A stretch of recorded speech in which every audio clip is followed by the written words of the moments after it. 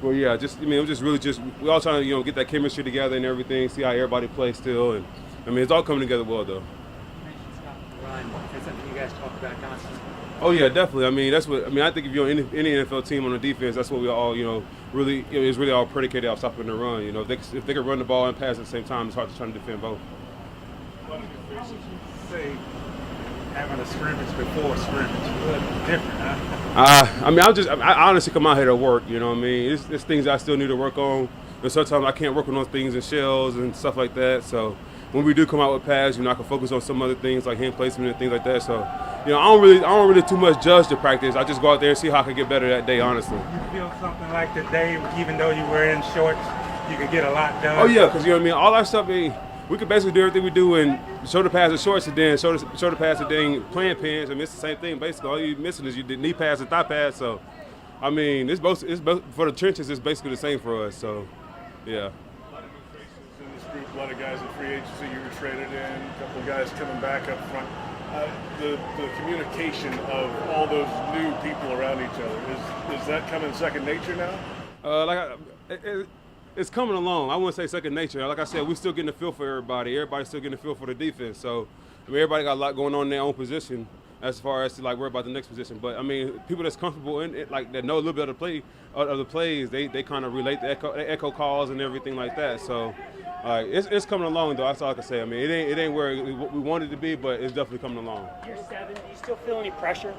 I'm just here we trying to win some games. Honestly, I feel less pressure than I have in before because I could just come here, I could play. It's a whole new defense, it's a whole new coaching staff, whole new team. So I just come out here and try to let whatever my talents are and my skills show. We had 2 guys last year, Chason and C.J. Henderson, probably didn't have the first years that people expected. Can you say something to them? Do you help those guys through something like that? You've been through that yourself a little bit. I don't necessarily look at the past. So we all just looking toward the future, and we just look at how we can help each other now. this is my first year in the locker room, my first year being around those players. So as far as me just helping, I help KC a lot. As far as Henderson, he in the back, me and DB. So, but everybody on the D line help each other. If we see something, we try to correct it from each other. So, if we doing something that I like, I'll be like, hey, that's some good stuff right there. Or hey, you can do this right here a little different. It might be something like that, but we just try to help out each other, and that's why I said that goes towards us all getting chemistry, trying to feel how each other play. Joe says the scheme is, yes, it is a 3-4, but there will be other instances where it'll look like a 4-3. How do you feel this group fits in with what Joe is trying to do with the scheme? I keep us every time I got here. The talent's always been here. You know what I'm saying? The talent's here. Everything. We just got to hone in on everything. We need to hone in, play in, and play out during the game, or whatever practice, whatever it may be. And we need to run the plays how they rolled up on the Western End, not robotically, but be where you need to be when you're supposed to be there. That's how. You feel though that it fits you with this scheme? Oh yeah, definitely. We're attacking on some things. We two-gapping on something. It's a whole bunch of different variants, but as far as me fitting into the defense, I think I fit real well. Like I said, I feel real good playing right now. I'm just working on a couple things for myself as far as my technique and things. Here as you have anywhere? Definitely. Like I said, it's a lot of familiar faces around. Coach Strong, Herb's made it great since I've been here. Everybody's made it great. The team welcomed me in and everything. So everything feels good. I'm just here ready to play. What kind of player is Devon Hamilton? He's strong. He's big ham in the middle. So he gonna hold it down. He like I said, it's still early at camp. We're still really getting after things inside the pads. So everybody is still working on things. So like I said, he's big, he's strong. We see flashes here in practice in there, but like I said, we want everything to be, play in, play out, so we could be consistent along the whole game. You talked about fitting in. How different is this camp than New England or New Orleans? It's just the weather, I guess, because it's cooler up in Massachusetts. It's more humid over in Louisiana. But it's hot here, so. As far as it's just defense, so they plug me into a position. I have to put this position however I'm supposed to play it. If there's 3 shade, nose, whatever it is, it's kind of like we either going vertical or we playing a block. Down the line, whatever it is. What's the funniest or the favorite thing for you that Jihad Ward has done or said? That's a lot of those things. Hadi we call him live wire, the D-line room, because you never know what he's gonna do next. So I don't know not one funny, I don't know one specific funny instance, but. I mean, he does a lot of funny things on a daily basis. He keeps the meeting room live. He keeps everything at practice live. You think he'll never get tired at practice because he's always yelling and doing something, flipping out there on the field and everything like that. So, yeah, how to bring a lot of energy. Do you like that? Does the team need that, or is that a position group always need that guy? You always need those guys on the team because, you know what I mean, whenever everybody's not feeling it, he's going to bring the energy for everybody. He's going to get everybody rolling, even if he's not feeling it. I mean, he still come out there and show you he's not feeling it. So, he just go. I don't know if he got ADHD or something, but he keeps moving at all times. But no problem.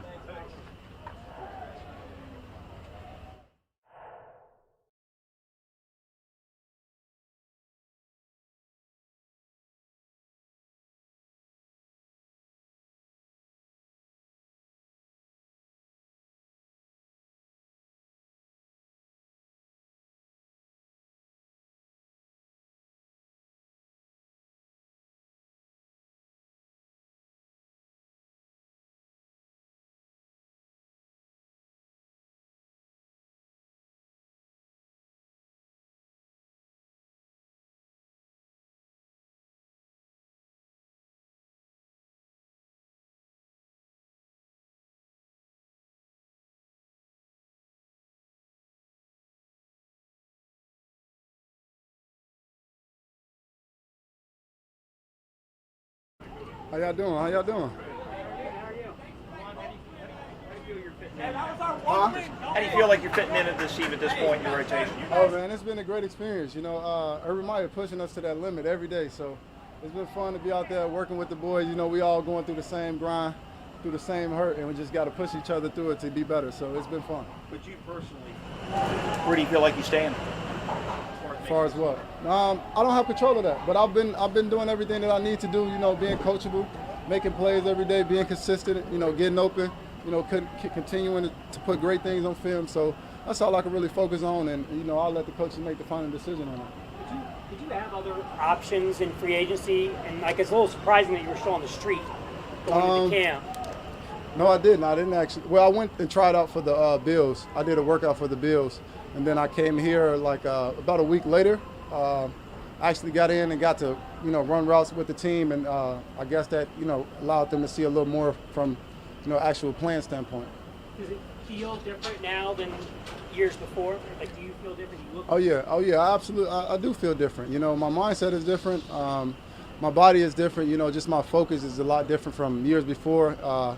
And I don't too much worry about anything else but what's in front of me, you know, where I'm at right now. And so that's probably the biggest difference, just being in my present moment and keep getting better every day. You know, if I felt like I wasn't at my standard the day before, if I left a play out there the day before, you know, I always try to come back with that fuel and that hunger and that chip on my shoulder to make that play that following day. Is there less pressure now than maybe as a first-round draft pick, where the expectations are way? Well, I still hold myself to a high standard. So I don't like the first-round draft pick was more for the outside. You know, my standards was always that, and I think that's why I was a first-round draft pick. But my standards are still high. I still push myself to try to be good every day. I still try to be one of the best guys on the field, and you know, that's my standard every day. Every day I wake up, I focus on trying to be better every day.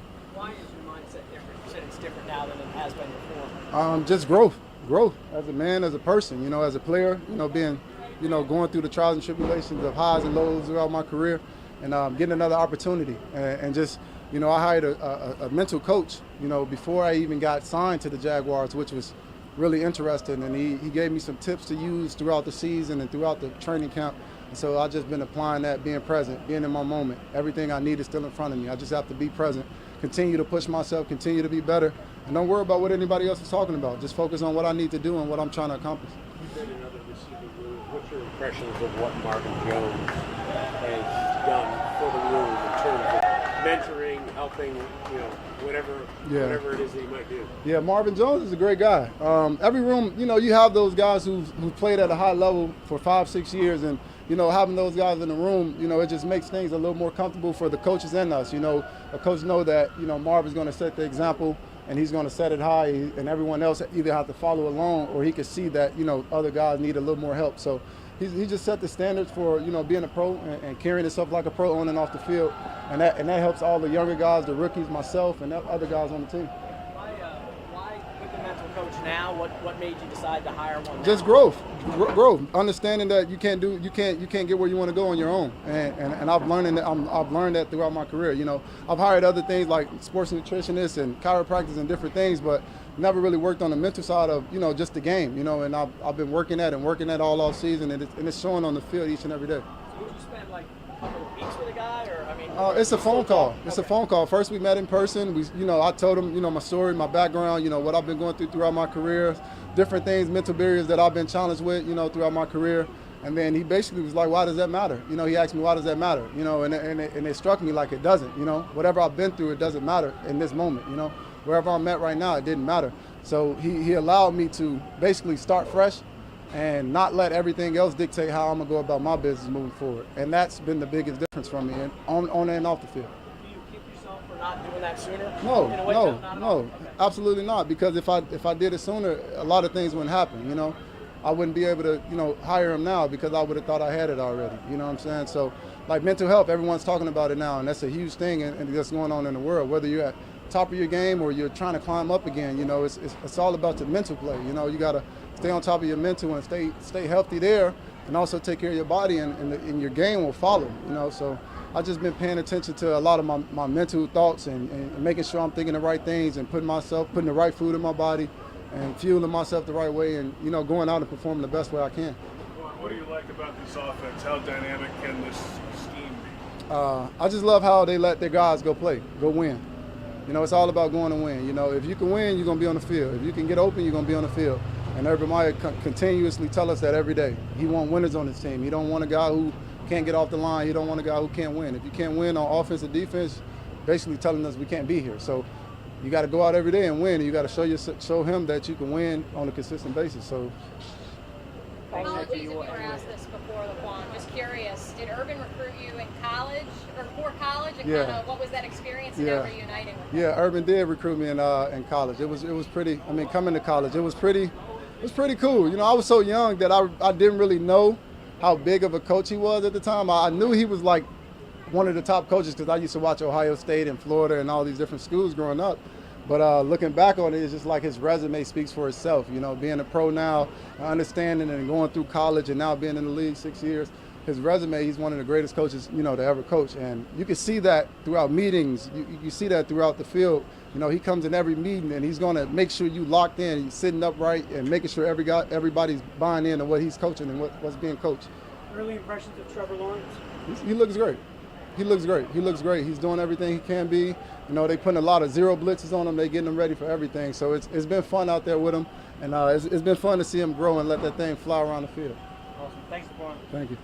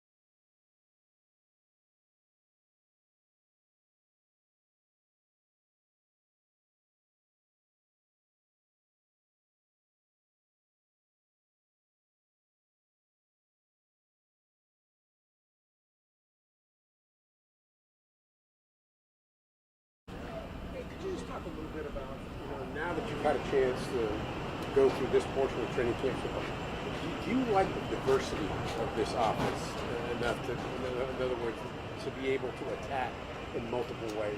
Yeah, you know, going back, it's been fun to sit in all the meetings, really, and to go back and see what Bev did in Seattle and Detroit, and of course I'm familiar with that, but watch Urban's influence, and just the different things that we can do. You see us spreading people out. You see us getting under center. Tyler Bowen's bringing some things. So we're going to be difficult for people to defend just because there's going to be multiple sets, multiple personnel groupings and things like that. So sometimes that takes a little while to get guys up to speed, but they picked it up really well today. It was a really good, crisp practice today. Coach, were you surprised that Laquon Treadwell was available, and then what dimension does he bring? He's been awesome. Tread's been awesome. So I think we brought him in one of the last OTAs, one of the last phase 3 days, and he picked it up quick. We've been moving around a little bit. You know, he's been a lot playing outside for other people. We've moved him inside. Very comfortable, big physical player, strong to the ball. And you watch him, he can run all day. I mean, he's just out there running all day. Another guy that showed up has been Farrell Cooper. Same type guy. They've been around camps. They know how to prepare. They know how to take care of their bodies. And both those guys, I thought, have had a really, really good camp so far. Obviously, it's still a week out, Brian, but as far as the Browns game goes and who will see the start, who will see the reps, what is the expectation right now? You know, we don't know. We're just going to keep rolling them. We've been trying to roll them 1s and 2s. Some couple days Trevor's gotten some more than Gardner, and then Gardner's gotten some. CJ's back now, so he's getting reps. But we'll get through tomorrow, work our way to next week, and we'll see. But it's all about competition, and it's been fun to watch those guys push each other. And you've worked with rookie quarterbacks before. Is there any benefit or a detriment to them playing that first preseason? I think it depends on the guy. It depends on how his mindset. Trevor certainly played a bunch of football, so he's not going to be perfect. Whether he goes in with the 1s or the 2s, he's not going to be perfect. Whoever goes in and starts won't be perfect, but that's what the preseason's for. And I think thinking back to last year, what was so interesting was those first couple games, we were fortunate we had Russ, a guy that played a lot, but some of the young players, their eyes were real big because they haven't been in the big stadiums. They haven't had the lights on. And so I think when people look at it, that's what preseason's for, to go out there, to perform on the big stage, and then make mistakes and let us correct it. What does he give you in the passing game? He's a matchup problem. You know, he's got the ability to run routes like a receiver. His lower body strength is unbelievable, so when you get him the ball in space, he's able to create. But if you watch it today, which I know you guys did, the guy's a tremendous runner as well. His vision, his speed, the ability to capture the edge. He had one cut, we were coming backed up, and he put his foot in the ground and swung from left to right, and it was awesome. So he's certainly not just a receiver. He's certainly not just a running back. He can do so many cool things, which, again, going back, that's a multiple factor that people have to deal with. You're bringing in receivers almost every day at this point.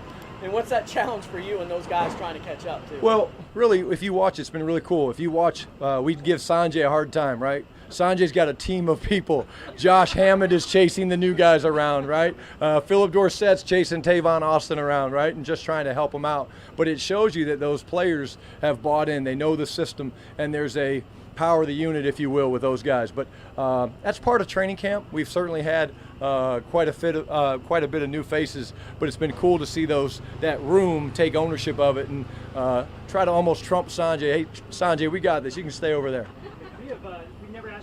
We failed to ask about Tebow on the Zoom call, but yeah. Did you root for Tebow as a Florida grad when he was? Absolutely. Although I was quick to tell him we won the first national championship at Florida. I mean, if you look at it, it says 96 before the other. I tell Urban that sometimes as well. But I always followed the Gators. Actually, when I was at Georgia, I didn't cheer for the Gators as much, but I'll always be a Gator. Is it a little surreal having him under your tutelage? I've loved it. You know, he's just a sponge. He knows there's things that he doesn't know. He asks unbelievable questions. You know, he really does. But you see the football mind. You see how he sees the game from the quarterback's point of view. There was a play a couple days ago in the red zone where I think it was CJ broke out, scrambled to his left, and the first guy that saw it and reacted was Tim, and we threw him a touchdown pass. Well, why is that? Well, he's played the position. He stood back there and seen, oh, man, he's moving this direction. I got to go with him. So it's going to be fun to watch him compete in the preseason as well. I have not done that. Sounds like I got to take my kids there, and maybe I'll try to block his face or something and pretend it's me. How is Trevor absorbing everything 10 days in? He's doing really good. The last day or two, there's been goods and there's been bad. Quick with questions.